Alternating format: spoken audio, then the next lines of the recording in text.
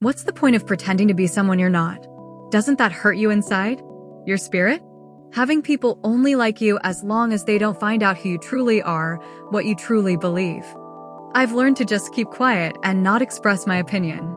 Not just because they might not like it, but because I didn't know if I was right. And also, because I didn't want my ideas to be challenged and then not be able to defend them.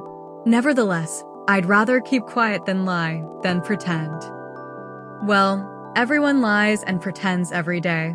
That fake smile, that yeah, everything's fine.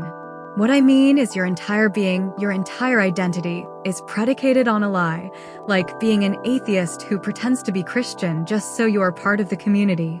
At least you're not alone, but you're not alone with people that would reject you as soon as they find out who you truly are and what you truly believe. I couldn't live like that. I'd much rather be hated or shunned. I'm not better than anyone, I can't. Love and friendship are supposed to be real. You're supposed to be honest and open with each other. What do I need you for if I have to suffer in silence? There are two instances I'm about to share. One is stupid, the other is hilarious. I had a boss who bought a brand new car. Including her, we were 6 people. She called us out to show us the car, and while everyone praised her, I kept my mouth shut. I did not like the car at all, and she hated me for it. A few months back, there was a major blackout in Europe, and I heard that people started fighting each other because of toilet paper at the supermarket. I find that hilarious because I'm not certain, but I bet those people lie and pretend to each other, are part of the community, and are the civilized folks who join together to laugh at the eccentrics and outsiders. But when push comes to shove, the mask falls off.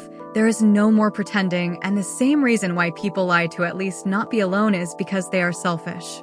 Now the priority is not to be alone, but to survive. And just like I used you for company, now I'll step on you to get what's mine. Is honesty the best policy, or are lies what hold us together? Jesus never told all the truth, but he never lied. He simply chose what to reveal. Because of the way my face looks, people will do anything and everything to try to get my attention, just so I look at them and nothing else. They mostly resort to messing with me, being disrespectful and manipulating me. After so many times of falling into their traps, I've learned to ignore them, to pretend it doesn't bother me. I ignore them so much people think that I think I'm better than them without them acknowledging the wicked way they behave towards me. While in boxing, I got into a fight with someone who had been constantly provoking me. On the next training day, the coach came to talk to me and told me that people hated me because of the way I behaved. He was implying that I deserved to be attacked for being so stuck up. Then I told him how everyone else was the problem and not me. I didn't notice. I thought we were alone, and that's why I was so open with him. But there were 3 teammates behind me, and when I turned around, they and the coach were smirking while being embarrassed. They knew I was right, but thought it was funny because everything is funny until it happens to you. Yeah, it is funny being constantly harassed and stared at. Being me is like walking around naked everywhere you go. When the gym got full, the woman who listened to my complaint, now that she knew I've been ignoring her on purpose all this time, decided to be more aggressive. Now that I knew that she knew, and instead of being respectful like the other 2 were, I started arguing with her and moved to another punching bag. A few moments later, I went to the coach and told him, see? When people know, they become more aggressive. He quickly shut me down and said it's over now.